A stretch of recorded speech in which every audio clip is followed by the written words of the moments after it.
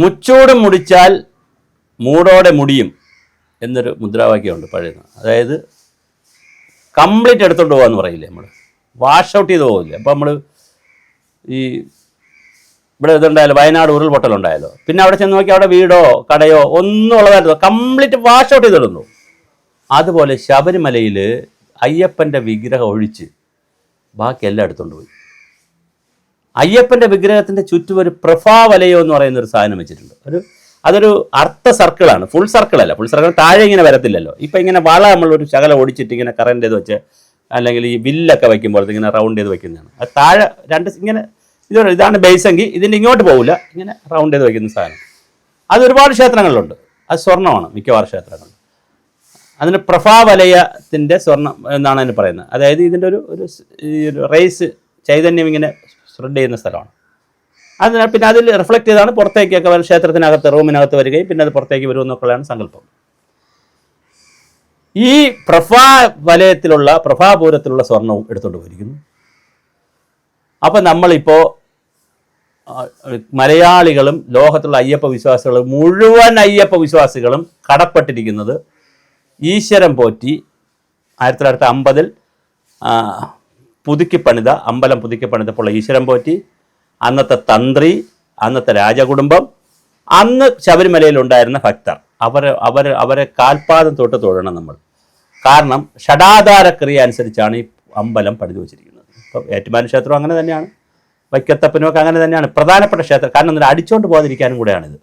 വേറൊരു ഷഡാധാരക്രിയ അനുസരിച്ച് ചെയ്യുന്നത്, പിന്നെ ആറാധാരം അതനുസരിച്ച് ക്രിയ ചെയ്യുന്നതെന്ന് പറഞ്ഞാൽ അത് അങ്ങനെ വേറൊരു താന്ത്രിക വ്യവസ്ഥ അനുസരിച്ച് അങ്ങനെയാണ് ചെയ്യുന്നത്. പക്ഷേ ഇത് അടിച്ചുകൊണ്ട് പോകുന്ന വ്യവസ്ഥ അനുസരിച്ച് നോക്കിയാൽ അതും ഈ പറഞ്ഞ 5-6 അടി ആഴത്തിൽ കുഴിയെടുത്ത് അത് സിമെൻ്റൊക്കെ ചെയ്ത് അതിനകത്ത് ഒരുപാട് പിന്നെ എന്താണ് ഭസ്മം ചന്ദനം പോലുള്ള കുറേ അവല് പോലുള്ള കുറേ സാധനങ്ങൾ ഇടുന്നവരാണ്.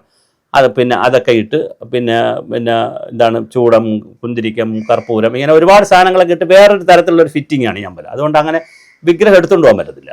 പെട്ടെന്ന് ഓടിച്ചെന്ന് അങ്ങ് എടുത്ത് നമ്മൾ ഈ പീഠത്തിൽ വെച്ച് ചെയ്തിരിക്കുന്ന പോലെ 2 ഊക്കോ അല്ലെങ്കിൽ പീഠത്തിൽ വെച്ചിരിക്കുമ്പോൾ എടുത്തുകൊണ്ട് പോയി അടിച്ചുകൊണ്ട് രാത്രി തുറന്ന് അടിച്ച് എടുത്തുകൊണ്ട് പോയി ബാഗിൽ വെച്ച് കൊണ്ടുപോകില്ല. കുറച്ച് പണിയണം, ചുറ്റിലും കമ്പിയൊക്കെ വെച്ച് പാരയൊക്കെ വെച്ച് കുറച്ച് പണിതാലേ അയ്യപ്പനെ ഇളക്കാൻ പറ്റുള്ളൂ. അതുകൊണ്ടായിരിക്കും ഇളക്കാത്തത്. അതിനെ അടച്ചിട്ടിരുന്നപ്പോൾ ഇളക്കുമോയെന്ന് നമുക്ക് അറിഞ്ഞൂടാ, തന്ത്രിക്ക് അറിയാവും, നമുക്കാർക്കും അറിയത്തില്ല. എന്തായാലും അത് ഒഴിച്ച് ഇപ്പം അങ്ങനെ വിശ്വസിക്കാം നമുക്ക്. ബാക്കി എല്ലാം എടുത്തുകൊണ്ട് പോയിട്ടുണ്ട്. പ്രഭാപൂരം, ഈ പ്രഭാവലയത്തിലുള്ള സ്വർണം, വാജി വാഹനം, ഈ കൊടിമരത്തിൽ വയ്ക്കുന്ന വാജി വാഹനം, അഷ്ടദിക് ബാലകന്മാരിൽ ദ്വാരപാലകനെ എടുത്തു. ഇനി വേറെ ആരൊക്കെ എടുത്തെന്ന് അറിഞ്ഞില്ല. അഷ്ടദിക് വന്ന് 8 പേരുണ്ടല്ലോ. അപ്പോൾ 8 ദിക്പാലകന്മാർക്ക് വേണ്ടിയിട്ട് വിഗ്രഹം വയ്ക്കുക. അതിനകത്ത് ഈ ഒരെണ്ണമാണ് ദ്വാരപാലകനാണ് എടുത്തുകൊണ്ട് പോയത്. പിന്നെ കിണ്ടി, മണി, പിന്നെ അവിടെ ഈ ആഭരണം വയ്ക്കുന്ന ചെറിയ പെട്ടികൾ. ചുരുക്കത്തിൽ ഇത് എന്തൊക്കെ എടുത്തുകൊണ്ട് പോയെന്ന് ആർക്കും അറിയത്തില്ല. നമ്മളിവിടെ കിടന്ന് സോണിയെ ചോദ്യം ചെയ്യണോ, പ്രകാശ് ബാബുവിനെ അടൂർ പ്രകാശിനെ ചോദ്യം ചെയ്യണോ, സുരേന്ദ്രനെ എത്ര പ്രാവശ്യം ചോദ്യം ചെയ്യണം, അല്ലെങ്കിൽ മറ്റേ പത്മകുമാറിനെ എത്ര പ്രാവശ്യം ചോദ്യം ചെയ്യണമെന്ന് പറഞ്ഞ് നമ്മളിങ്ങനെ വട്ടം കറങ്ങുകയാണ്. വട്ടം കറങ്ങുമ്പോഴും ഒരു ക്ഷേത്രത്തിലെ കോടാനുകോടി സ്വത്തുള്ള ഒരു ക്ഷേത്രത്തിലെ ലോകത്തിലെ മലയാളികളായിട്ടുള്ള എല്ലാവരും വിശ്വസിക്കുന്ന ഒരു ദൈവത്തിൻ്റെ ഒരു ക്ഷേത്രത്തിലെ സന്നിധിയിൽ മാത്രമല്ല, കേരളത്തിലെ ശാസ്താ ക്ഷേത്രങ്ങൾ എന്ന് പറഞ്ഞാൽ മിക്കവാറും എല്ലാ ക്ഷേത്രങ്ങളിലും ഒരു ശാസ്താവിൻ്റെ ഉപദേവനായിട്ടൊരു ശാസ്താ വിഗ്രഹം കാണും. അത് അയ്യപ്പൻ്റെ തന്നെ ആയിരിക്കും, ചിലടത്ത് അയ്യപ്പനായിരിക്കും, ചില ശാസ്താവായിരിക്കും. അത്രയ്ക്ക് വലിയ ശാസ്തായുടെ പരമ്പരയിൽപ്പെട്ട അയ്യപ്പ വിഗ്രഹത്തിൻ്റെ ആ ക്ഷേത്രത്തിൻ്റെ ഇതെല്ലാം എടുത്തുകൊണ്ട് പോയൊരു വലിയ വിഭാഗം ഇവിടെ ഉണ്ട് സുഖമായിട്ടെന്ന് പറഞ്ഞാൽ. എന്നിട്ടും കേരളം സുഖമായി ഉണ്ണുന്നു ഉറങ്ങുന്നു എന്ന് പറഞ്ഞാൽ നമുക്ക് സങ്കല്പിക്കാൻ കഴിയും. ഒരൈറ്റം എടുത്തുകൊണ്ട് പോകും, മോഷത്തേക്ക് അത് പിടിക്കുമ്പോൾ ഇപ്പോൾ ഏറ്റുമാനൂരിൽ സ്റ്റീഫൻ വിഗ്രഹം എടുത്തുകൊണ്ട് പോയി, പിന്നെ പിടിച്ചു. ഓക്കെ, അങ്ങനെയൊക്കെ സംഭവിക്കാം.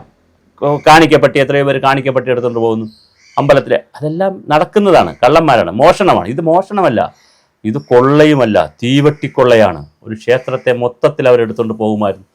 അത് വലിയ കഷ്ടമാണ്. അപ്പോഴാണ് നമ്മൾ ഇരുന്ന് തർക്കിക്കുകയാണ്. CPM-ൻ്റെ ഗോവിന്ദൻ മാഷൊക്കെ അപഹാസ്യതരാണെന്നേ.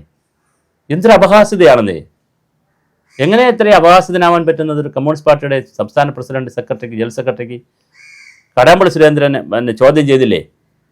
ശരി, അദ്ദേഹത്തെ മാറ്റി നിർത്തണ്ട. അദ്ദേഹത്തിന് ഒരു പ്രാവശ്യം ചോദ്യം ചെയ്ത് അറസ്റ്റ് ചെയ്തെങ്കിൽ മാറ്റി നിർത്തിയാൽ മതി. പത്മകുമാറിന് അറസ്റ്റ് ചെയ്ത് അകത്ത് കിടക്കല്ലേ? പത്തനംതിട്ട ജില്ലാ കമ്മിറ്റി ഒന്നടങ്കം പറഞ്ഞില്ലേ പുറത്താക്കണമെന്ന്?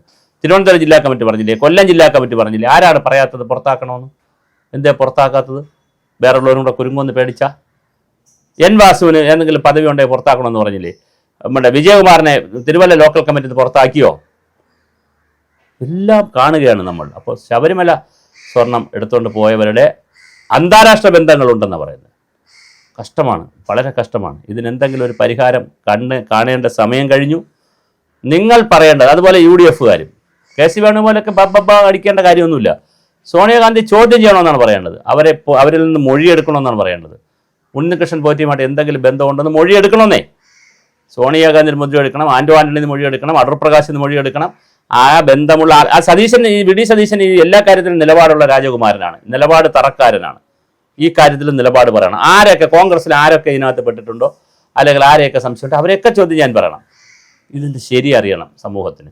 നിങ്ങൾ സെറ്റാക്കും, കുറച്ച് കഴിയുമ്പോൾ കോംപ്രമൈസ് ചെയ്യും. കേരളത്തിൽ അങ്ങനെ ഒരു കുഴപ്പമുണ്ട്. പോളക്കുളം കേസ് മുതൽ ഇങ്ങോട്ട് ഏത് കേസ്, അഭയ കേസെടുത്താൽ, ക്ലിഡൂർ കേസെടുത്താൽ, ബലാത്സംഗ കേസുകളെടുത്താൽ, വിതുര കേസെടുത്താൽ, ഏത് ബലാത്സംഗ കേസെടുത്താലും, കുട്ടികളെ നശിപ്പിക്കുന്ന കേസെടുത്താലും, പോക്സോ കേസെടുത്താലും, പിന്നെ അതിനകത്ത് നിങ്ങൾ പെരുമ്പാവൂരിൽ ജിഷ കേസ് എന്തുകൊണ്ട് ശിക്ഷിക്കപ്പെട്ടു എന്ന് വെച്ചാൽ അത് ആസാംകാരനായതുകൊണ്ടാണ് ശിക്ഷിക്കപ്പെട്ടത്. അതും അതിൻ്റെ പിറകിൽ വേറെല്ലുണ്ടോ എന്നുള്ളത് ഇതുവരെ കണ്ടുപിടിച്ചിട്ടില്ല. TP ചന്ദ്രശേഖരൻ്റെ വധമാവട്ടെ, KT ജയകൃഷ്ണൻ്റെ മാസ്റ്ററിൻ്റെ വധമാവട്ടെ, മാസ്റ്ററുടെ വധമാകട്ടെ, ഇങ്ങോട്ട് ഏതോ ആകട്ടെ, ഹയറപ്പിലേക്ക് പോകുന്തോറും സെറ്റാക്കി കോംപ്ലിമെൻ്റ് ആക്കുന്നതാണ് കാണുന്നത്. ഇതിനങ്ങനത്തെ ഒരു കോംപ്ലിമെൻ്റ് ആക്കി കളയരുത്. അയ്യപ്പൻ്റെ സ്വത്ത് കട്ട മുഴുവൻ പേരെയും കൽത്തുറങ്കിൽ അടയ്ക്കുന്നത് വരെ അയ്യപ്പൻ പണിയുമായിരിക്കാം. പക്ഷേ ഭരണകൂടവും ഗവൺമെൻറ്റും പാർട്ടികളും നിർബന്ധമായും ഇതിനകത്ത് നിലപാടെടുക്കണം. ഈ സംഭവം ഇതോടുകൂടി ഇത് അവസാനിക്കണം കേരളത്തിൽ.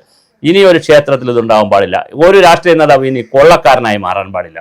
അങ്ങനെ അഴിമതിക്കെതിരെയുള്ള ഒരു കുരിശുയുദ്ധമായി CPM ഇതിനെടുക്കുമോ, കോൺഗ്രസ് ഇതിനെടുക്കുമോ? ഭാഗ്യവശാലോ നിർഭാഗ്യവശാലോ, കുഴപ്പം കൊണ്ടോ നല്ലത് കൊണ്ടോ ചീത്ത കൊണ്ടോ BJP-യുടെ വലിയ നേതാക്കളൊന്നും ഇതിനകത്ത് എങ്ങനെയോ ചിത്രത്തിൽ വന്നില്ല. അവരിപ്പോൾ തൽക്കാലം രക്ഷപ്പെട്ട് നിൽക്കുകയാണ്. പക്ഷെ അവരെ പുറത്തുള്ള മറ്റൊരു ആക്ഷേപം തന്ത്രി ഇതിനകത്തുള്ളത് കൊണ്ടാണ്. ഒരു ബ്രാഹ്മണിക്കൽ ഹെജിമണി കൊണ്ട് BJP വെറുതെ ഇരിക്കുന്നു. അങ്ങനെയാണെങ്കിൽ നിങ്ങൾ തന്ത്രിയെയും തള്ളിപ്പറഞ്ഞുകൊണ്ട് RV ബാബു, ശശികലയും ടീച്ചറും എല്ലാവരും രംഗത്തു വരണം. ഇത് കൃത്യമായി കണ്ടുപിടിക്കേണ്ടത് ഈ കാലത്തിൻ്റെയും ഒരു സമൂഹത്തിൻ്റെയും ആവശ്യമാണ്.